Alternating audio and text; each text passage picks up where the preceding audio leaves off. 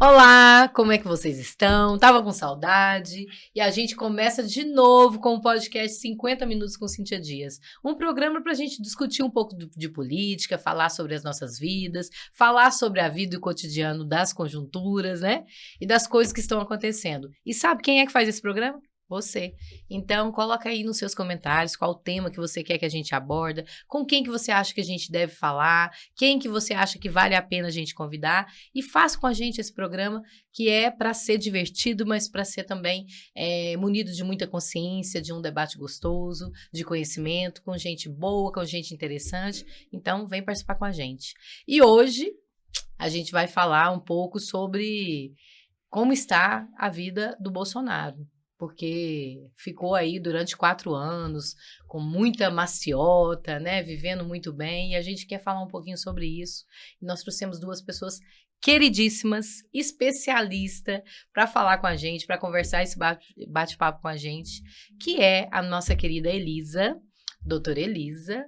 A doutora Elisa, ela está na OAB, na Coordenação de Direitos Humanos e Diversidade, né? Diversidade Sexual e Gênero. Ah, obrigada, viu, Elisa? Seja bem-vinda mais uma vez, uma parceirona que está sempre comigo, uma mulher interessantíssima, uma mulher que surpreende, vocês vão amar a gente poder fazer essa troca de conhecimento. Obrigada por aceitar o convite, Elisa. Que é isso, eu que agradeço o convite, muito honrada mais uma vez. Eu já te falei, convidou para minha convocação, eu estarei aqui. Que linda, obrigada. Gente.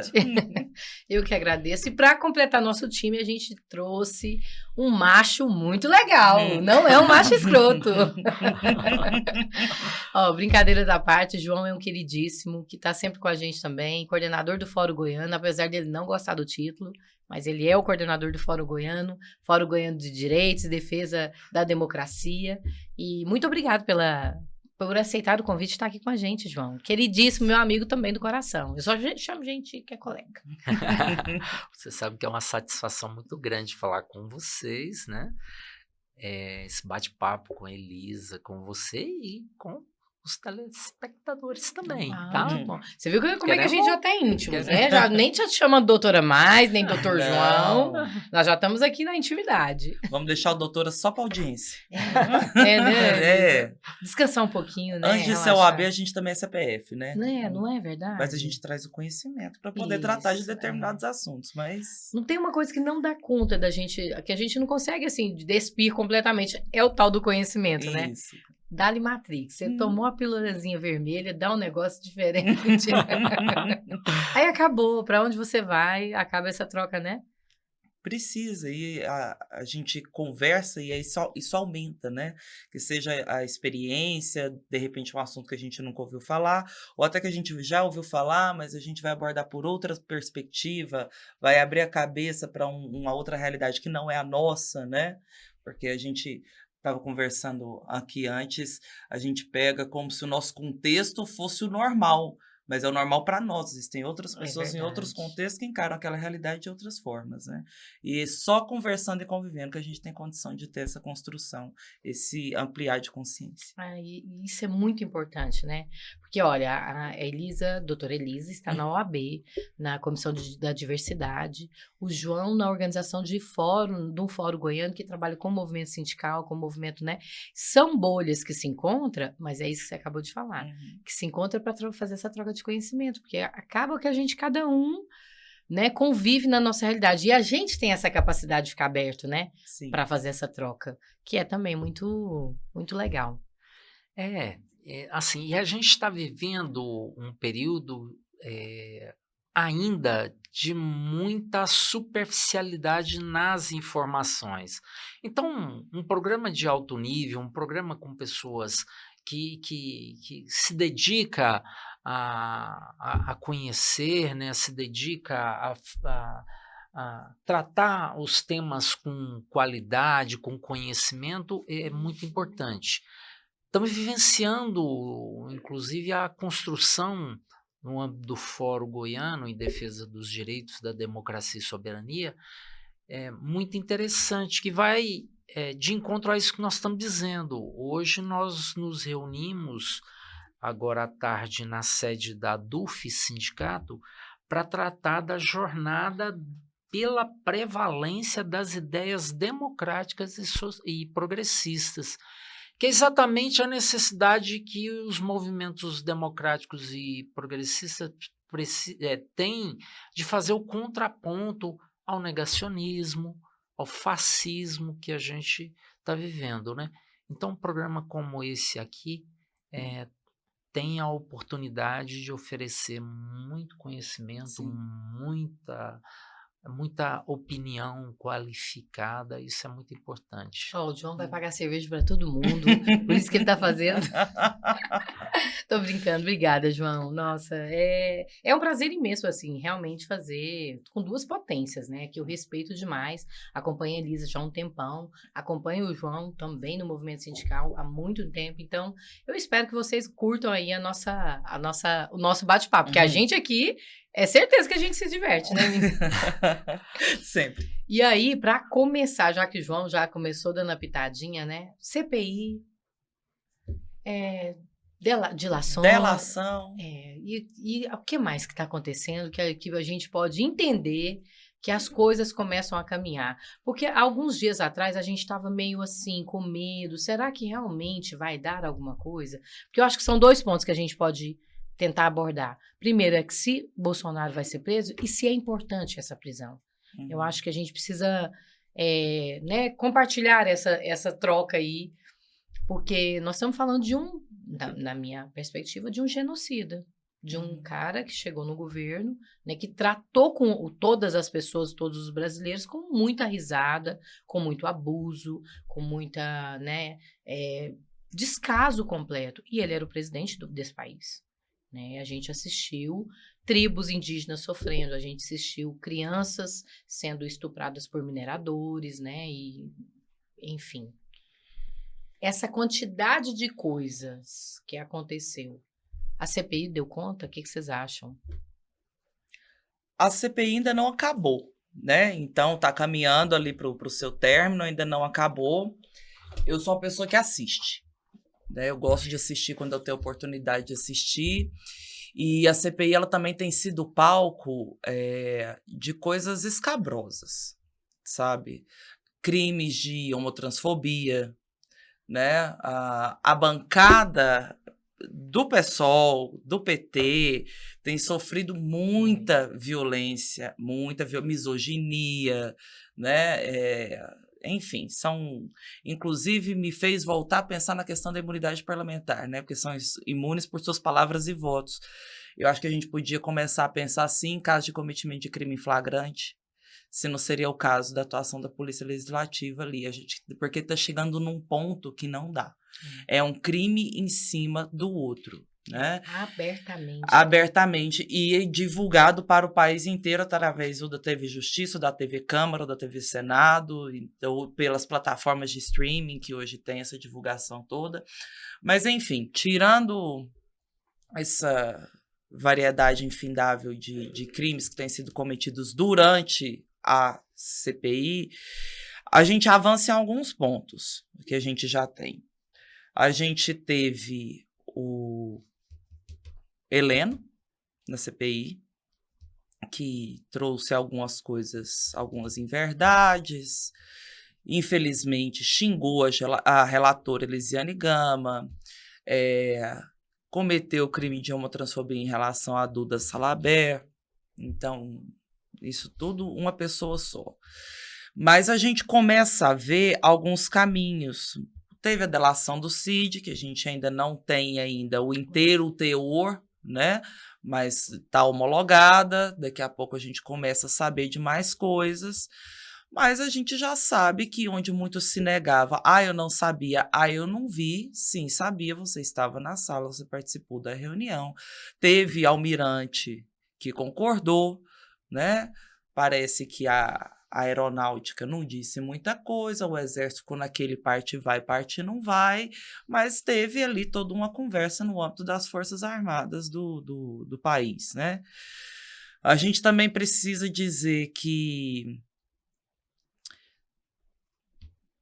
muitas pessoas, elas estão sendo ouvidas como testemunhas, mas outras tantas a gente também tem descoberto seu envolvimento direto ou indireto. O que a gente precisa fazer? A gente precisa avaliar e identificar essas condutas. Porque dentro do direito, caso isso venha, né, a gerar o indiciamento de quaisquer pessoas que sejam, por quaisquer crimes que sejam, porque a gente também não, a gente agora tem condenados pelos ataques, né, aos 3 poderes no 8 de janeiro. Então, penas de 12 anos, penas de 17 anos, de 15 anos, hoje o STF já começou a julgar essas pessoas. Então, se essas pessoas que cometeram aqueles atos de vandalismo, aquela invasão, que na cabeça delas era uma tentativa de golpe, mas eram apenas os instrumentos e não os autores intelectuais, se a gente pode falar assim, a gente também começa a conjecturar a quais penas estarão submetidas aquelas pessoas que organizaram, né? A gente tem a questão também da investigação dos atos preparatórios, não foi uma atitude isolada, começou-se a atuar muito antes. A gente tem que olhar isso com muita cautela também para que não vire revanchismo. Por isso é necessária a cautela. Vamos individualizar as condutas, vamos individualizar as participações dentro lá dos mandantes, porque são grupos. No STF, em relação àqueles que fizeram toda aquela baderna, já se tem a tese de que não precisa da individualização porque tratam-se de crimes multitudinários, né? O que é isso? É o crime de multidão. Então, aí, nesse caso, não tem. Mas em relação aos mentores intelectuais que engendraram toda essa tentativa de golpe mesmo, né? Na minha percepção, pelo menos, é inequívoco. Ali vai precisar ter, até onde foi um, até onde foi outro, pelo menos dentro de minha perspectiva. O STF que nos diga, né? Quando for o tempo. Mas uma coisa que a gente tem que pensar sempre, tem que ter investigação muito séria, para que a gente tenha respeitado o devido processo legal, contraditório, a ampla defesa, porque a gente também não pode querer que aconteça com o lado de lá o que aconteceu com o de cá.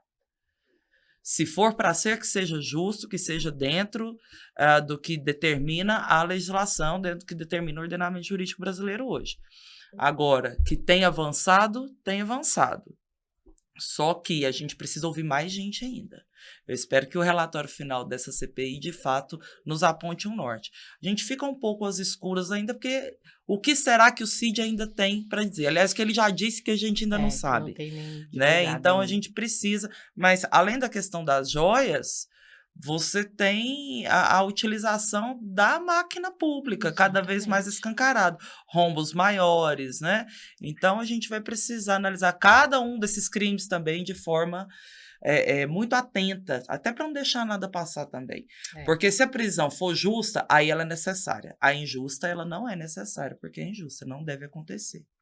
A gente pensando, né? Porque a Elisa traz toda essa abordagem que é muito técnica, né? Do direito mesmo. Então, assim, é para você entender o quanto o direito tem prerrogativas a cumprir para antes dizer o que é certo, o que é errado. Porque ele tem ele tem essa não é nem competência, essa responsabilidade, né? De fazer o certo. Então, assim, não é passa da minha vontade. A minha vontade é essa, mas a sua vontade tem que ter concretitude, tem que ter materialidade para poder, né? E isso é o direito. Mas no mundo sindical, João, como é que a gente vê aí tudo que a gente passou, tudo que a gente assistiu, tudo que a gente, né, viveu, como é que a gente vê essa atuação? Dá uma angústia? Uma vontade de ver o negócio acabar logo? Como é que a gente não tem essa paciência da doutora? Como é que a gente faz, João? Pois é, há anos a gente sabe desses crimes, a gente denuncia nos movimentos sindical, quanto os sociais, os populares, né? As diferentes organizações aqui em Goiás que se articulam em torno do Fórum Goiano, cumpriu muito esse papel de trazer, né, a luz do dia, com grandes manifestações, inclusive de rua, né? Ocupamos as ruas em Goiânia para exigir vacinas, né? Numa fase em que você disse, o presidente da República vinha a público debochar da população, né? De fazer sarcasmo com a dor, os problemas que o povo estava passando na pandemia, por falta de vacina, por falta de oxigênio, e nós estávamos na rua promovendo manifestações, né? Exigindo vacinas para todo mundo. Na sequência veio o Fora Bolsonaro, né? Com grandes manifestações aqui em Goiânia e em várias capitais do país, porque nós já tínhamos, claro, os crimes que estavam sendo cometidos, os abusos, a utilização da máquina pública, né, de acordo com os interesses daquele grupo que estava em torno do genocida. Né? Foram mais de 700 mil pessoas mortas por falta de vacina, por falta, né, de oxigênio, por falta de hospitais, né? Então, fora os outros crimes, né, como o dos Yanomamis, né, as roubalheiras, as falsificações, como dos cartões de vacina da família e dos agregados para poder viajar para o exterior, etc. Então, o movimento social, popular e sindical tinha claro esses crimes, né? Então, claro que é necessário que seja punido, que o exemplo seja dado. Né? Nós não podemos compactuar, ou melhor, pactuar com qualquer tipo de anistia ou perdão para essa camarilha. Né? Nós precisamos deixar claro o exemplo de que o Brasil é um país sério. É um país de gente muito alegre, muito trabalhadora, né, muito acolhedora, mas nós também somos um país de justiça, que exigimos isso, né, queremos justiça. Então, e a gente quer estar vivo, né? Sem perdão, sem anistia, queremos todos na prisão. Porque, gente, ele tem a capacidade, né? Eles têm a capacidade, porque é interessante que quando tem alguma notícia absurdas dessas que você trouxe, né, Elisa? Estupro, ou vamos fazer castração das meninas, vamos não fazer. Assim, quando sai dessas coisas que a gente fica assim, meu Deus, como é que saiu isso da cabeça de alguém? Geralmente é de um bolsonarista, né?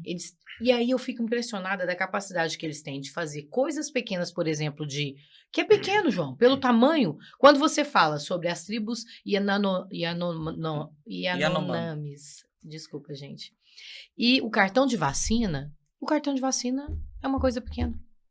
É uma coisa pequena, porque a gente está falando de uma tribo, são indígenas, né, com fome e com comida para poder chegar lá e interrompidos. Não pode. Não pode chegar. É pequeno, mas foi necessário. O Cid tá lá por isso. Exatamente. Não, mas o que eu quero dizer... O Brasil, ele tem hora que o roteirista do Brasil realmente é um fanfarrão. De todos os crimes que foram cometidos, de todos os impropérios, de todos os absurdos, começou da falsificação do cartão de vacina. Não que seja pouco e não que não seja crime. Sim. Mas em razão da quantidade de coisas que tem e que vieram à tona em razão disso, né? Então, a facilidade que eles têm, a capacidade que eles têm de cometer crime, porque eles realmente acham que vão ser impunes, que vão estar impunes. Porque é isso que você disse, Elisa. Durante as sessões do plenário, nas CPIs, Flávio Bolsonaro, por várias vezes, cometeu crime fake news. Sérgio Moro, no Senado, cometeu crimes com fake news dentro do plenário. Sabe? Eles têm uma facilidade e uma comodidade, assim, de que isso não vai acontecer, que é impressionante. E aí eu vi essa semana o Janones falando que a gente tinha que ter, do mesmo jeito que tem lá, né, contra o nazismo na Alemanha, a gente tinha que ter aqui também que bolsonarismo é crime. É crime. É crime. Porque a gente está falando que não é do Bolsonaro em si, mas dessa quantidade de gente que teve a capacidade de ir lá pro 8, fazer uma manifestação, pedindo um golpe, né?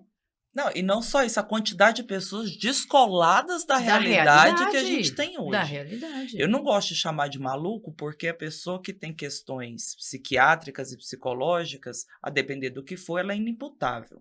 E também eu seria capacitista. Então tem gente que fala, não é. Não é maluco. Sabe muito bem o que eles estão fazendo. Muitas pessoas, elas estão ali descoladas da realidade. O Aécio, primeiro condenado pelo atentado no 8 de janeiro. Ele ficou 60 dias no quartel e depois ele foi para Brasília. Condenado agora a 17 anos, as pessoas vêm, mas a esposa dele deu à luz ao filho dele que ele não conhece. Porque a família dele está vivendo de cesta básica. Ele não pensou na família dele quando ele saiu de casa para ficar 2 meses no quartel. Ele não pensou na família dele quando, depois do quartel, ele resolveu vir para o intentona golpista em Brasília. Aí, isso agora eu vou tirar. Tem muita gente encarcerada que também tem família que está de cesta básica, de auxílio reclusão. Então, assim, porque para eles também o bandido bom era o bandido morto. Exatamente. Então, assim, agora relativizou, agora não é bem assim, agora é pai de família. Mas tinha capacidade de colocar bomba no aeroporto. Como que é, entendeu? Tinha capacidade de colocar bomba no então, ônibus, né? Jogar ônibus nas... Que balança é essa? Que juízo de valor, que princípios são esses? Então, para onde que eu vou?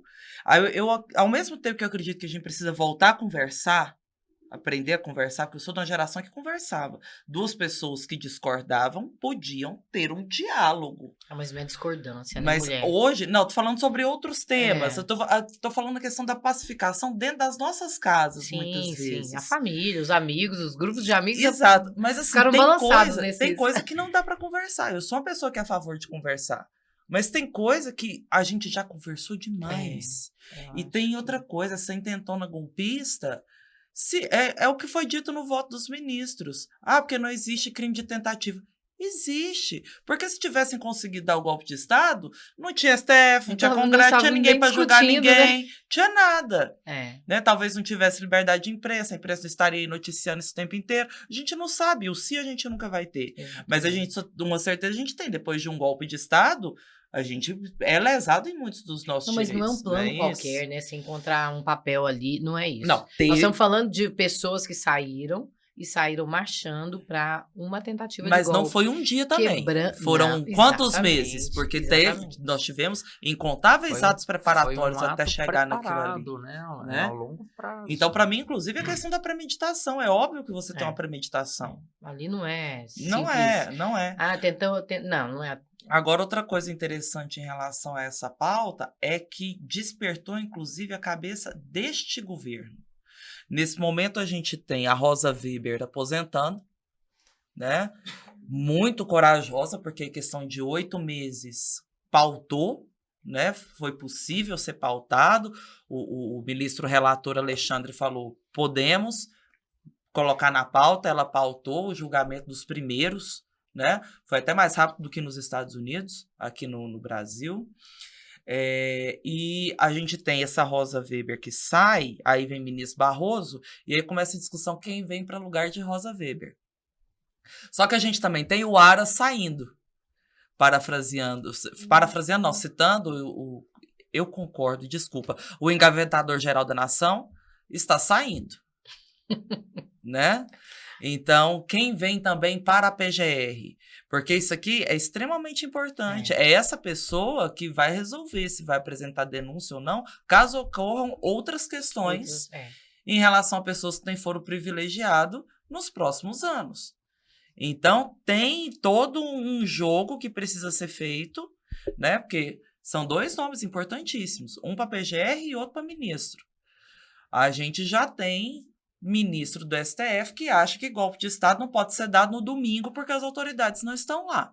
Eu nunca vi uma coisa dessa. Golpe de Estado só pode ser dado de segunda a sexta, horário comercial. Não, é verdade. Então, essa escolha tem que ser muito bem feita, porque a gente não sabe quantos anos essa pessoa vai ficar lá. É isso, né, gente? Então, o atual governo, o presidente Luiz Inácio, agora tem duas questões muito importantes para pensar. Agora, eu também acredito que todas essas investigações que estão acontecendo deram essa luz. Vou pensar melhor. Não vai ser só por isso ou só por aquilo. Há consequências, né? Então, eu acho que ajuda nesse meio de campo aí. Por isso até que está demorando. Já era para ter indicado PGR, já era para ter indicado pessoa que venha substituir a ministra Rosa Weber também. O Lula está no tempo dele. A gente só acaba esperar, é necessário. Porque a responsabilidade é isso, né? E a gente não fala de qualquer coisa, quando a gente fala de tanto da Rosa Weber como dos demais. O Aras, ele não movimentou, ele arquivou 70 pedidos de abertura de investigação em relação a Bolsonaro. Agora pense na responsabilidade que teria, questão da investigação, da não compra de vacina. Exatamente. Entende? Então, é o peso desta pessoa. Nós estamos falando, não é deles, né? Do Bolsonaro ou dos ministros. Nós estamos falando do povo. Exatamente. Porque quem que vai ser punido com ou vai ser, né, vai ter vitórias as pessoas, são as pessoas, porque está atingindo a gente. A política, não é só no parlamento, ela também não é só presidencialista. Ela é o conjunto de todas as forças, né? Então, ela precisa estar no parlamento, ela precisa estar no presidente, mas ela também está no Supremo. Porque o Supremo tem feito enfrentamentos importantes durante todo esse processo que a gente viveu. Poderia ter sido maiores? Eu também acho que sim, né? Mas também tem a questão da materialidade, né? De como isso foi dado, como isso foi colocado. E quando a gente pensa, e quando eu penso isso, Elisa, nós estamos falando que as Forças Armadas, ou parte delas, né? Também tinha envolvimento. Quando você vê um coronel fazendo delação premiada, quando a gente vê um almirante, um major, general. Gente, nós não estamos falando de qualquer patente que está vendendo um relógio do Bolsonaro, na tentativa de vender né? A gente está falando de um cara de alto escalão. Então, esse envolvimento tira também a materialidade, porque você acaba, né? Esse tipo de técnico, né? O que é técnico, o jurista, enfim. O que é técnico, ele precisa ser técnico de verdade. E não é só amigo da corte. Né? Não é o suficiente. O STF, no caso, o judiciário, nesse ponto, ele não pode agir de ofício. Exatamente. Assistir uma notícia, vou fazer. Pronto, não é assim. Então, precisa que haja um pedido. Papel, né? Precisa que haja um pedido. Eu tive um PGR que não fez 70. Só em relação a Bolsonaro. Então, assim, perceba, né? Essa relação, ela existe. E se a gente vai depender do judiciário para que se faça justiça, eu realmente não posso me antecipar e cometer equívocos nesses dois nomes tão importantes que vêm agora. Vamos torcer. Vamos torcer, né? Que ele faça eu vou torcer para que tenha uma mulher lá, viu, companheira mulher? Que ele faça boas escolhas. Faça sim, tomara, né? Você vai me perdoar na questão da mulher? Porque eu fico refletindo uma coisa assim. Sou feminista. Eu defendo a questão da paridade, também a questão da racialidade, a diversidade, defendo. Só que a gente também tem que tomar muito cuidado com qual mulher. Não, claro. A gente teve aí... Não basta ser só mulher. Não basta ser mulher, porque a gente teve aí a Lindora... Não basta ser mulher, calma. Né? A gente teve Damares, Rosângela Moros, pessoal interferindo aí, a própria Michele Bolsonaro interferindo no campo político. Então, assim, não basta ser, não é qualquer mulher. Não. Então, assim, que... Mas a gente tem, né? Algumas mulheres, eu acredito pessoas que tenha.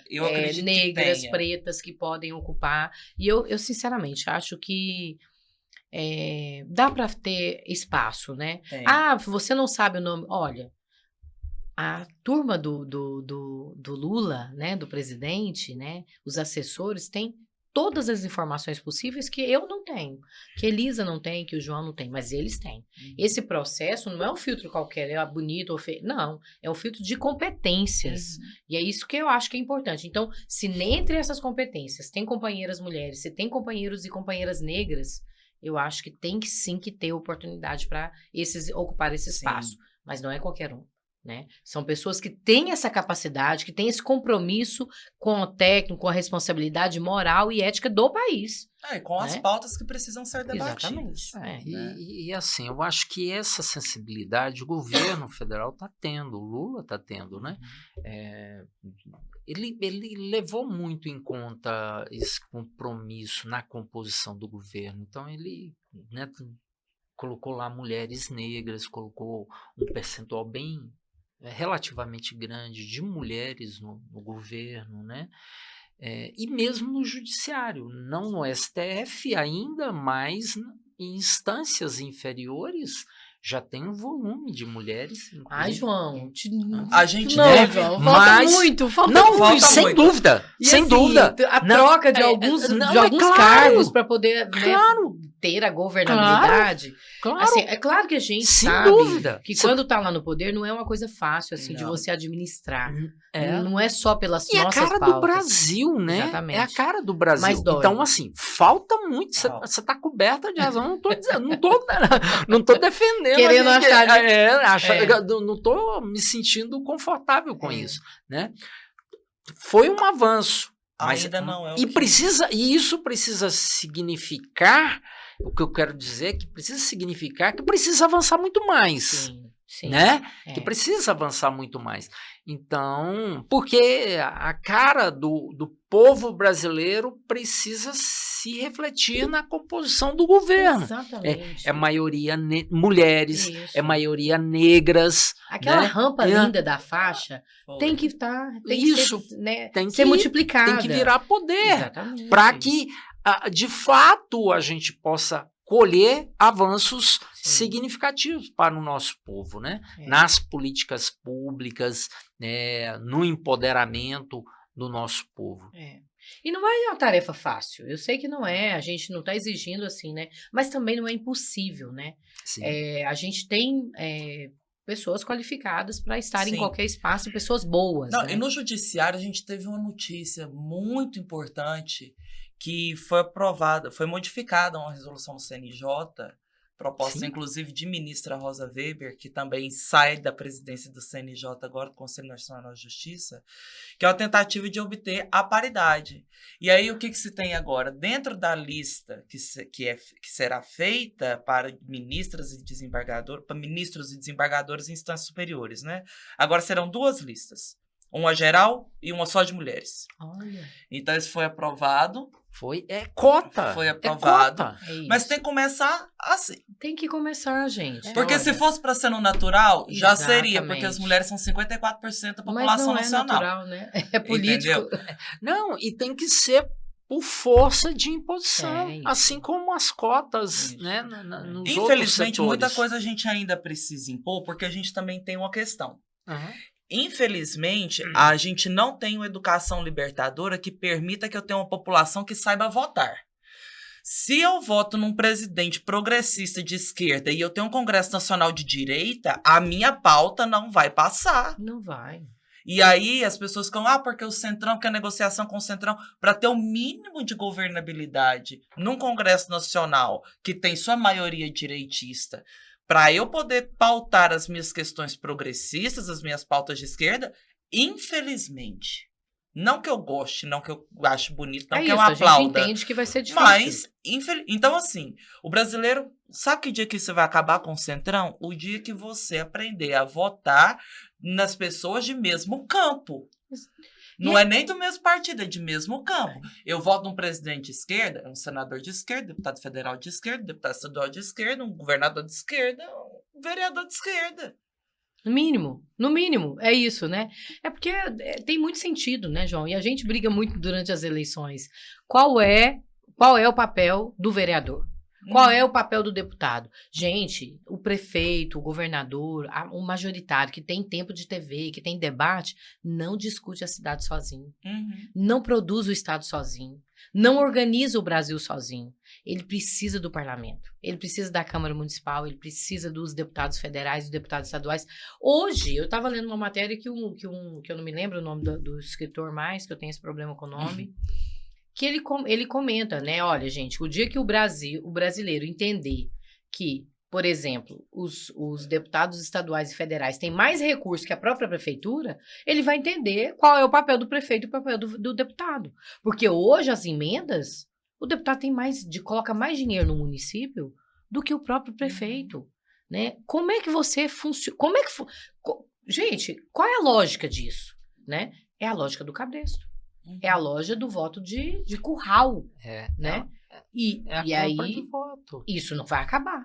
esse parlamentar vai se manter no poder fazendo qualquer arruaça, passando qualquer coisa, porque também tem outra coisa, as pessoas não acompanham os seus deputados, não acompanham as câmaras municipais, não acompanha. Se a gente não tem essa capacidade de fiscalizar, eles continuam fazendo o que querem. Mas eu não gosto de travar discussão, assim, achando que o problema é o povo. Não, de jeito nenhum. Não. O problema é o sistema eleitoral. Sistema, claro. O sistema eleitoral nosso é perverso. Ele é perverso. Você pega, semana passada nós tivemos mudanças na legislação eleitoral aprovada na Câmara, né? Na Câmara, aliás, na Câmara foi aprovado, está no Senado agora, né? E o pacote principal na mini-reforma é as cotas, é acabar com as cotas. Então, assim, o sistema eleitoral que é feito para perpetuar as elites no poder, né? E aí, para isso, precisa se garantir o voto de cabresto, o poder econômico como o instrumento principal de campanha, né? Então, o financiamento é uma questão muito séria na campanha. Então, alguns candidatos têm um volume extremamente grande, bilionários de recursos, enquanto os candidatos que defendem, né, os interesses do povo, que têm relação direta com os interesses do povo, com as políticas públicas, faz a sua campanha a guspe suor, né? Não... É triste porque é um conjunto da obra, né? É o conjunto a gente da vai obra. pensar educação. Onde que a gente vai quebrar o ciclo? É. Não é? Porque assim, a gente precisa de política pública para permitir essa mudança. Só que aí não tem interesse político. Se não tem interesse político, não cria política pública. Não cria política pública, as pessoas não chegam lá ou não recebem a orientação necessária para fazer esses debates, para começar a fazer esses questionamentos. E aí você tem, então, a manutenção dessas mesmas pessoas no poder por muito tempo. Isso no não Brasil, seria... A gente não poderia achar que é representativo? Ou onde então que a o gente vai parlamento é quebrar? Representativo? Para eu ter um parlamento representativo... Não, mas não é. Sabe por quê? Porque nós estamos falando que de uma forma geral, a nossa estrutura brasileira ainda está forjada no racismo, na misoginia, então, na LGBTfobia. Então, nós temos um parlamento representativo. Porque o parlamento, que hoje, de uma forma geral, né, ainda bem que tem algumas pessoas lá para nos salvar, né, é representativo a esse tipo de estrutura. Porque, infelizmente, tem coisas assim que a gente fala, olha, não, eu não sou preconceituoso. Não, eu não sou machista. Eu tenho até amiga mulher, eu tenho até amigo LGBT, não é assim que a gente ouve? Uma vez um companheiro falou, não, minha mulher, eu sou casado, eu não sou machista. Eu fiquei pensando, meu Deus. Então,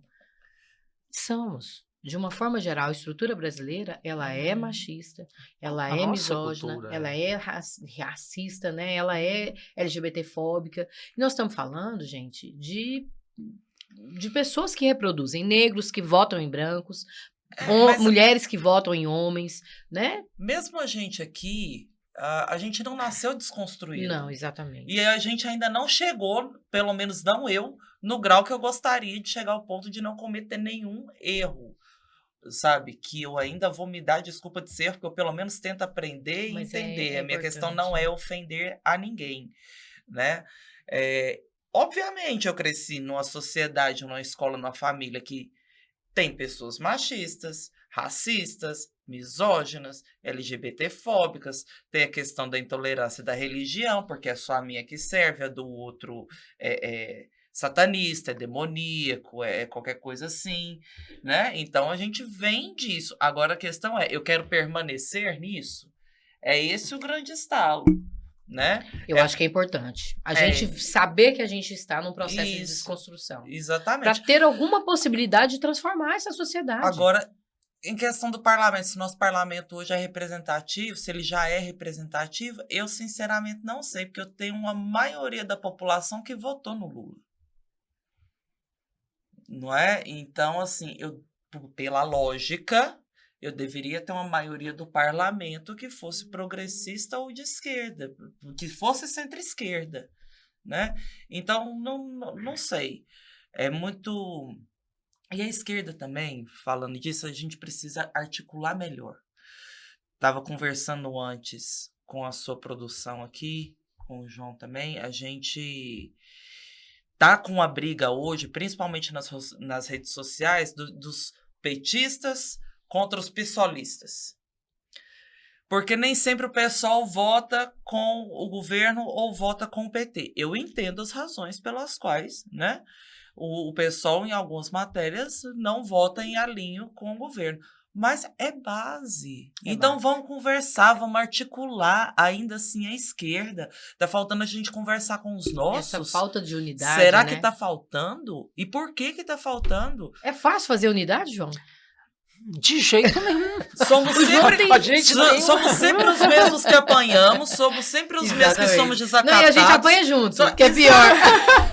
Entendeu? E aí, no final da sessão de votação, abraça todo mundo, o petista com o psolista e a militância se degladiando no X não pode aqui. Ser assim, não pode Ou no ser Twitter. assim. Tem acontecido isso em algumas oportunidades. Acho que está faltando articulação entre nós mesmos, muitas vezes em algumas pautas.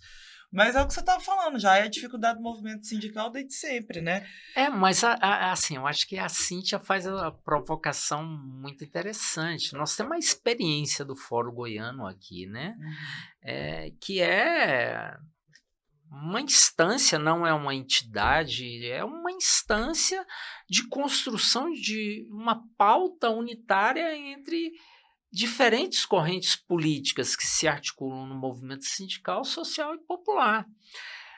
E a gente consegue fazer muita coisa interessante, né? Apesar das diferenças. Como eu disse aqui, nós tivemos um papel muito grande no tsunami da educação, na defesa da educação, na defesa do SUS, né? Que a gente conseguiu construir essa unidade. E esse é um papel assim, que é relevante nesse esforço goiano em torno dessa instância aqui, que é referência nacional, inclusive. Né? Vários estados, como São Paulo, Bahia, Rio de Janeiro, conseguiram até constituir instâncias similares à nossa, mas muito focada no movimento sindical. Nós achamos que a experiência goiana foi mais além. Ela conseguiu envolver também outros segmentos, porque defender o movimento, assim, defender os trabalhadores é compreender que o trabalhador sai da juventude. Né? Ou está hoje também na juventude, ou o trabalhador mora lá no bairro, ou na zona rural, ou na zona rural, né? Então a construção da unidade é um fator extremamente importantíssimo para a gente garantir o avanço das políticas públicas e garantir o fortalecimento da luta do povo brasileiro, quer seja no movimento sindical, quer seja no movimento social popular. A unidade não é uma tarefa fácil mesmo, né? E às vezes a gente fica meio, né, em crise ou chateado, mas quando a gente trabalha no coletivo, né, tem essas coisas. Mas há princípios que nos unem. Exatamente. E a gente tem que pegar pela unidade para tentar, por isso que eu falo, essa articulação está precisando ser azeitada. Porque temos princípios em comum, senão não estaríamos no mesmo campo. Não, e são princípios, né? Não são qualquer princípios, né? São princípios é justiça social, né? Exatamente. Né? Então, é outra coisa. Então, você pega hoje, né? Qual o princípio que nos une? É o combate ao fascismo.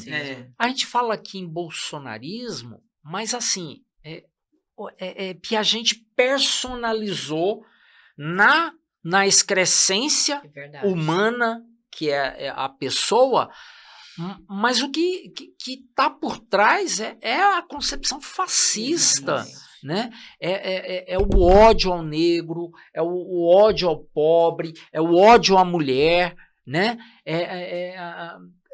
É tudo isso em torno, né? E a gente Então, tem bolsonarismo é aqui, isso, e a né? gente tem aqui representações com esse mesmo pensamento, né? Infelizmente. A gente teve deputado na Lego Infelizmente. falando, eu devia estar preso, vem me prender É. porque eu financiei, eu fui, eu tava, eu vi, foi lindo. Não, o deputado A gente fazendo teve- piada do Rio Grande das Chuvas, né? Isso, então, Fazendo falando fake assim, news. aqui em Goiás a gente tem. Exatamente, né? daqui de Goiás, né? Então, a gente tem aqui, a gente tem na Lego, a gente tem na Câmara.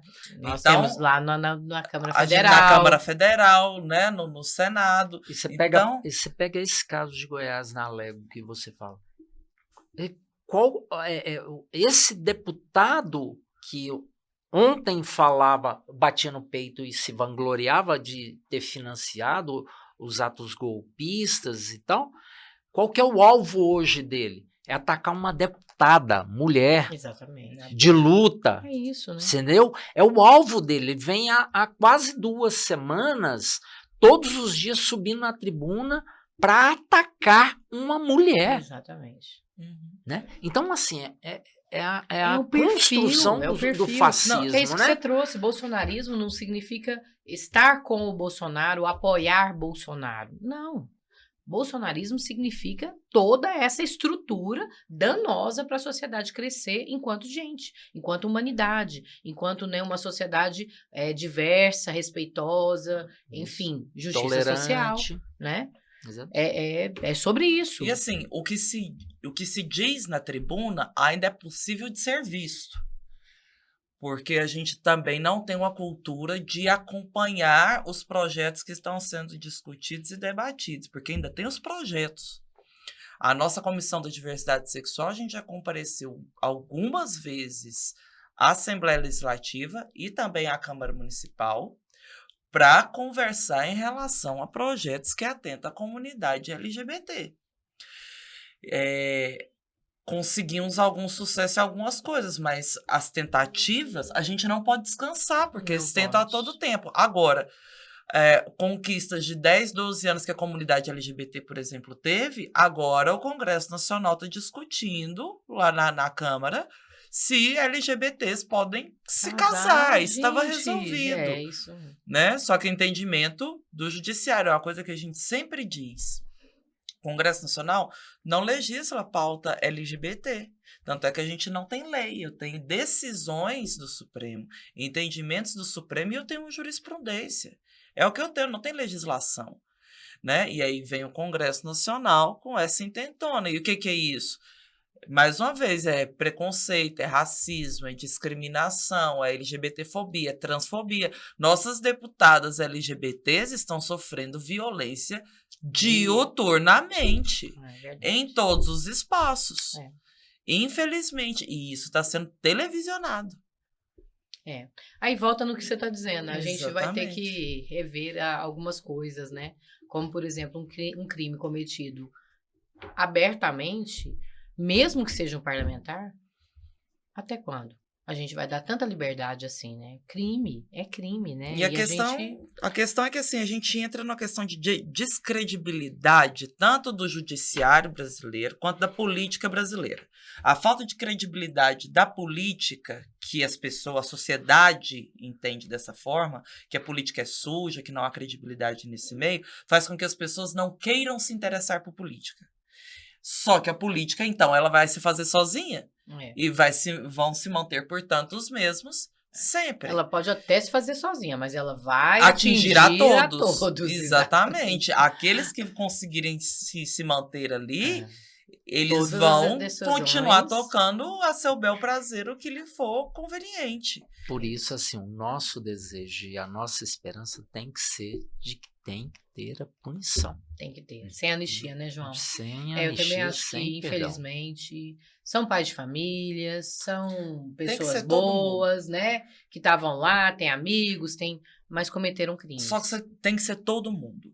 de quem executou, a quem pensou, Planejou, a quem financiou. orquestrou, Quem financiou, de forma principalmente quem financiou. quem financiou de forma proporcional, de maneira justa, adequada, mas tem que ser todo mundo, como a gente brinca lá em casa, dos que mi aos que late. Entendeu? Todas as pessoas que estiveram envolvidas. E infelizmente, gente, infelizmente, dentre aquelas pessoas, são todos pais de família? Não, tinha gente ali que tinha ficha. Uhum. Tinha gente que já tinha feito outras coisas não tão certas na vida, né? Então, ali tinha estelionatário no meio, ali tinha... Que a gente sabe que de acordo com o que foram pegando as imagens, foi Perfil, minha aparecendo, querida. né? Então, é o que a gente estava falando. Eu acho que eu já tinha comentado com vocês em determinado momento, existem 2 tempos, né? É o tempo da política e o tempo da justiça. Há quem defenda que Bolsonaro será incriminado, responderá no tempo da política. Se a gente for chamar a ineligibilidade de punição no tempo da política, já foi.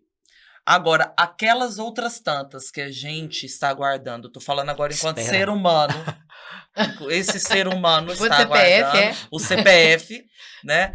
Que este CPF está aguardando, porque eu sou bastante revoltada com todas aquelas condutas, mas essas outras punições, elas têm que vir no tempo da justiça. Ai, gente, a gente que Só corre que- sangue na veia só tem que- que se revoltar, Só que aí não tem aquela questão, porque a justiça tardia também é injusta. Aham.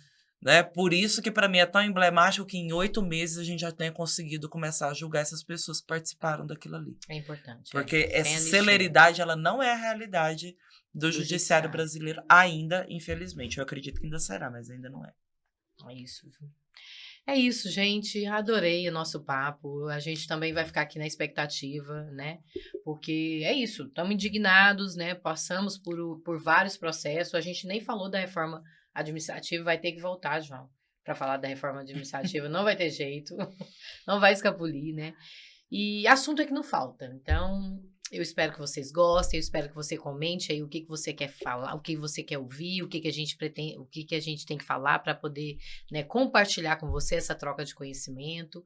Espero que você tenha gostado. Muito obrigado, Elisa. Muito obrigada, João. Vou deixar você se despedir, depois Elisa fazer a troca, já que Elisa começamos com ela. Satisfação muito grande, repito, né?